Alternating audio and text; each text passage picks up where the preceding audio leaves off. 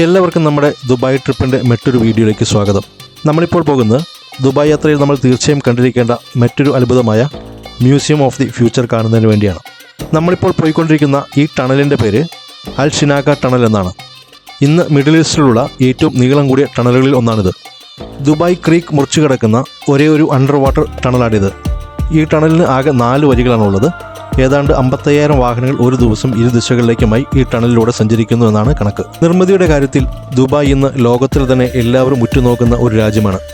അവർ എന്താണ് ഓരോ ദിവസവും പുതിയതായി നിർമ്മിക്കാനെന്നറിയാൻ ലോകം ആകാംക്ഷയോടുകൂടിയാണ് ഇവരെ നോക്കിക്കാണുന്നത്. UAE ദുബായിലെ ഫിനാൻഷ്യൽ ഡിസ്ട്രിക്റ്റിൽ സ്ഥിതി ചെയ്യുന്ന ഒരു ഗംഭീരമായ കെട്ടിടമാണ് മ്യൂസിയം ഓഫ് ദി ഫ്യൂച്ചർ. ലോകത്തിലെ ഏറ്റവും സങ്കീർണമായ ഘടനകളിൽ ഒന്നാണ് ഈ കെട്ടിടമെന്നാണ് അവകാശപ്പെടുന്നത്. UAE വാസ്തുവിദ്യാ സ്ഥാപനമായ ഷോൺ ഗില്ല ഡിസൈൻ ചെയ്തതും ബ്യൂറോ ഹാപ്പോൾഡ് എഞ്ചിനീയറിംഗ് ചെയ്തതുമായ ബിൽഡിംഗാണ് museum of the future. Dubai ഭരണാധികാരി Sheikh Mohammed bin Rashid Al Maktoum എഴുതിയ ഭാവിയെക്കുറിച്ചുള്ള അറബിയിലെ ഒരു കവിതയുടെ രൂപത്തിലുള്ള ജനാലകളുള്ള ഒരു ടോറസ് ആകൃതിയിലുള്ള കെട്ടിടത്തിലാണ് ഫ്യൂച്ചർ മ്യൂസിയം സ്ഥിതി ചെയ്യുന്നത്. ഈ ഫ്യൂച്ചർ മ്യൂസിയത്തിലെ അറബിക് കാലിഗ്രഫി കൊത്തിയെടുത്ത ഉദ്ധരണികൾ Emirati artist Mattar bin Lahej എഴുതിയതാണ്. 2022 ഫെബ്രുവരി 22 മ്യൂസിയം തുറന്നത്. ആഴ്ചയിൽ എല്ലാ ദിവസവും മ്യൂസിയം ഓഫ് ദി ഫ്യൂച്ചർ തുറന്നു പ്രവർത്തിക്കും. രാവിലെ 10 മണി മുതൽ വൈകിട്ട് 9:30 വരെയാണ് ഇവിടുത്തെ പ്രവർത്തന സമയം. 7:30 വരെയാണ് ടിക്കറ്റ് എടുക്കുന്നതിനുള്ള അവസാന സമയം. ഒരാൾക്ക് 149 ദിർഹംസാണ് എൻട്രി ഫീസായി ഈടാക്കുന്നത്. നമ്മൾക്ക് ഇവരുടെ വെബ്സൈറ്റ് വഴി ടിക്കറ്റ് ബുക്ക് ചെയ്യാൻ സാധിക്കും. ടിക്കറ്റ് മുൻകൂട്ടി ബുക്ക് ചെയ്ത് പോകുന്നതായിരിക്കും എപ്പോഴും നല്ലത്. നമ്മൾക്ക് ഇവിടേക്കുള്ള പ്രവേശനം ഫ്രീ ആണ്. പക്ഷേ 5 നിലകളായിട്ടുള്ള മ്യൂസിയത്തിലേക്ക് കയറണമെങ്കിൽ നമുക്ക് ഈ 149 ദിർഹംസ് വരുന്ന ടിക്കറ്റ് എടുത്ത ശേഷം മാത്രമേ കയറാൻ സാധിക്കുകയുള്ളൂ. ഈ മ്യൂസിയത്തിൽ ആകെ 7 നിലകളുണ്ട്. അതിൽ 5 നിലകളിലാണ് വ്യത്യസ്തമായ തീമുകളെ അടിസ്ഥാനമാക്കിയിട്ടുള്ള പ്രദർശനങ്ങൾക്കായി നീക്കിവച്ചിരിക്കുന്നത്. സന്ദർശകരുടെ യാത്ര 5-ാം നിലയിൽ നിന്ന് ആരംഭിച്ച് ഓരോ നിലയിലേക്കും താഴേക്ക് കൊണ്ടുപോകുന്നു. 5-ാം നിലയിൽ പ്രധാനമായിട്ടുമുള്ളത് ഓർബിറ്റൽ സ്പേസ് സ്റ്റേഷനാണ്. ഈ നിലയുടെ പ്രമേയം 2071 ബഹിരാകാശ ജീവിതത്തെ കേന്ദ്രീകരിക്കുകയും ബഹിരാകാശ യാത്രയുടെ ഭാവി മനുഷ്യരാശിയെ എങ്ങനെ വെല്ലുവിളികൾ നേരിടാനും മറ്റും സഹായിക്കുമെന്ന് പര്യവേഷണം ചെയ്യുകയും എന്നിവയെക്കുറിച്ചെല്ലാമുള്ള ഗവേഷണങ്ങളും മറ്റുമാണ് 5-ാം നിലയിൽ നടക്കുന്നത്. 4-ാം നിലയിൽ ദി ഹീൽ ഇൻസ്റ്റിറ്റ്യൂട്ട് എന്നാണ് അറിയപ്പെടുന്നത്. ഭാവിയിലെ പരിസ്ഥിതിയും ജൈവ വൈവിധ്യത്തെയും എടുത്തു കാണിക്കുന്നതിലൂടെയാണ് ഈ 4-ാം നിലയിൽ പ്രധാനമായിട്ടും നമുക്ക് കാണാൻ സാധിക്കുന്നത്. 3-ാം നില അൽവഹ എന്ന പേരിലാണ് അറിയപ്പെടുന്നത്. മരിപ്പച്ച എന്നാണ് ഇതിൻ്റെ അർത്ഥം വരുന്നത്.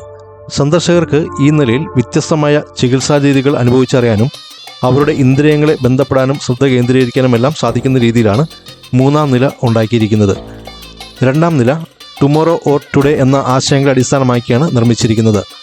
ആഗോള വെല്ലുവിളികൾക്കുള്ള പ്രതികരണമായി നിലവിലുള്ള പരിഹാരങ്ങളെ അഭിസംബോധന ചെയ്യുക, കൂടാതെ ആധുനിക സാങ്കേതികവിദ്യയും നൂതന ആശയങ്ങളും എന്നിവയെക്കുറിച്ചെല്ലാം വിലയിരുത്തലുകളും മറ്റുമാണ് ഈ 2-ാം നിലയിൽ പ്രധാനമായിട്ടും ഉദ്ദേശിക്കുന്നത്. 1-ാം നില ഫ്യൂച്ചർ ഹീറോസ് എന്ന ആശയത്തെ അടിസ്ഥാനമാക്കിയാണ് നിർമ്മിച്ചിരിക്കുന്നത്. പ്രധാനമായിട്ടും 10 വയസ്സിന് താഴെയുള്ള കുട്ടികളെ ഉദ്ദേശിച്ചാണ് ഇത് നിർമ്മിച്ചിരിക്കുന്നത്. കുട്ടികളുടെ സ്വന്തം രൂപങ്ങൾ രൂപകൽപ്പന ചെയ്യുന്നതിനും സഹകരണവും സർഗാത്മകരമായ കഴിവുകൾ പ്രോത്സാഹിപ്പിക്കുന്നതിനും കൂടാതെ പ്രായോഗികമായ കളികൾ എന്നിവയെല്ലാമാണ് 1-ാം നിലയിൽ പ്രധാനമായിട്ടും ഉള്ളത്. നമ്മുടെ കാർ ഷെയ്ഖ് സയ്യിദ് റോഡിൽ പാർക്ക് ചെയ്ത ശേഷമാണ് നമ്മൾ ഫ്യൂച്ചർ മ്യൂസിയത്തിലേക്ക് പോയത്. ഇങ്ങോട്ടേക്ക് പോകുന്ന വഴിയെല്ലാം അതിഗംഭീരമാണ്. ഏതോ സയൻസ് ഫിക്ഷൻ സിനിമകളിൽ കണ്ടിട്ട് പോലെയുള്ള ഒരു ലൊക്കേഷനാണ്. ഫുള്ളി വൈറ്റ് കളർ അടിച്ച ഒരു തുരങ്കം പോലെയുള്ള വഴിയിലൂടെയാണ് നമ്മൾ അങ്ങോട്ടേക്ക് പോകുന്നത്. അതെല്ലാം രസകരമായ ഒരു അനുഭവമായിരുന്നു. നമുക്ക് മ്യൂസിയത്തിൽ കയറുന്നതിനുള്ള ടിക്കറ്റ് കിട്ടിയിട്ടില്ല.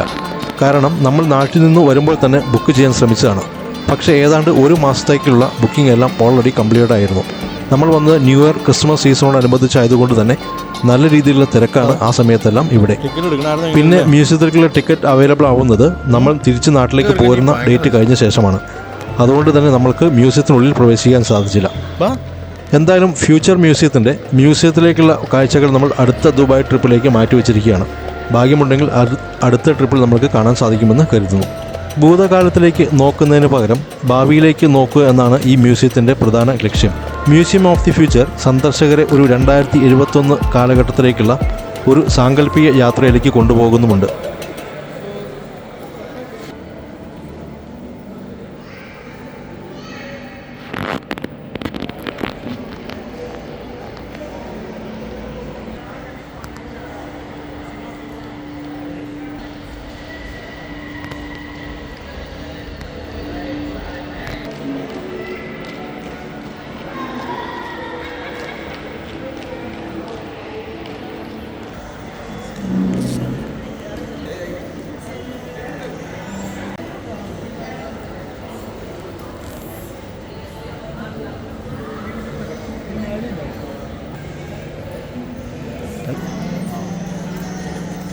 ഇത് കൊള്ളാലോ,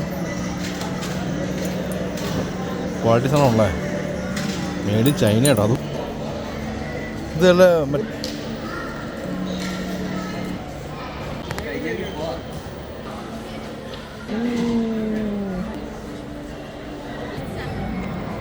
ക്യാഷ് പേ ചെയ്ത് കഴിഞ്ഞാൽ ഓട്ടോമാറ്റിക്കായി ടീയും ക്യാപ്പച്ചിനോയും എല്ലാം മിക്സ് ചെയ്ത് നമ്മൾക്ക് ഡെലിവറി ചെയ്തു തരുന്ന ഒരു റോബോട്ടാണിത്.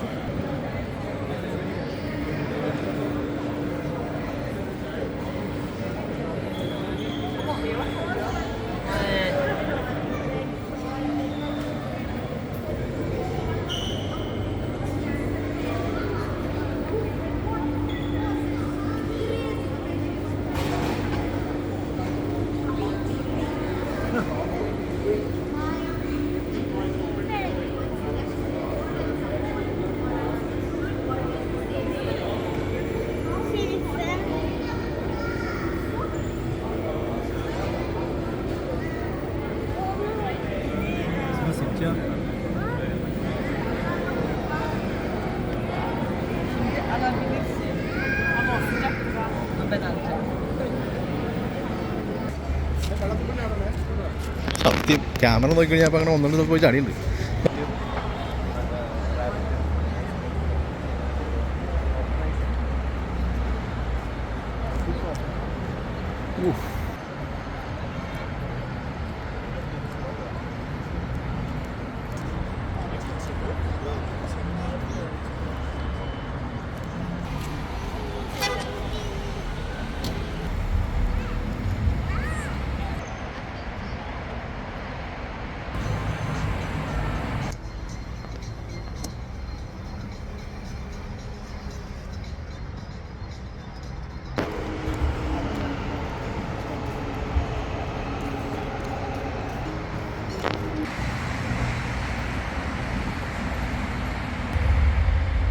അപ്പോൾ ഇതാണ് ദുബായ് ഫ്യൂച്ചർ മ്യൂസിയത്തിൻ്റെ കാഴ്ചകളും വിശേഷങ്ങളുമെല്ലാം. നമ്മുടെ ദുബായ് യാത്രയുടെ മറ്റുള്ള വീഡിയോസ് എല്ലാം ഒരു പ്ലേലിസ്റ്റാക്കി ഞാൻ ആഡ് ചെയ്തിട്ടുണ്ട്. ഈ വീഡിയോയുടെ അവസാനം അത് കൊടുത്തിട്ടുണ്ട്. അപ്പോൾ നിങ്ങൾക്കെല്ലാം വീഡിയോ ഇഷ്ടമായെന്ന് കരുതുന്നു. നമ്മൾക്ക് മറ്റൊരു പുതിയ വീഡിയോയുമായി വീണ്ടും കാണാം. അതുവരെ എല്ലാവരും ടേക്ക് കെയർ. ബൈ.